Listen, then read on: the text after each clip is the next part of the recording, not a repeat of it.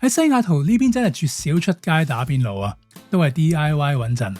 第一站先嚟綠色超市買少少非酒精飲品，酸梅湯同埋檸檬紅茶。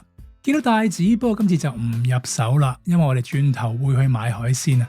呢隻麻薯魚糕係必食啊，出邊係魚肉，入邊就係煙煙韌韌嘅麻薯。豬肉卷做緊特價買，五花羊肉卷拎翻盒先。打邊爐當然亦唔少得牛肉啦，今次就買兩款唔同嘅試下。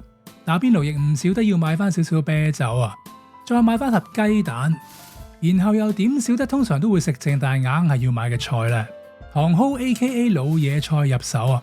另外買多包 A 菜，仲有必食嘅3秒響鈴。有時真係有少少掛住香港可以食到嘅即炸響鈴啊！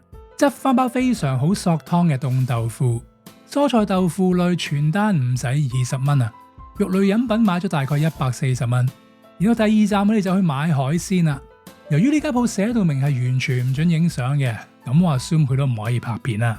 好，轉個頭就買完啦，全單係唔使100蚊嘅。買咗超抵食象拔蚌，只係13個9毫9一磅啊。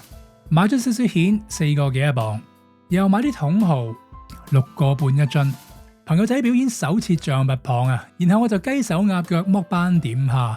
仲有朋友仔好好心機整嘅手打蝦丸，自家製青花椒湯底。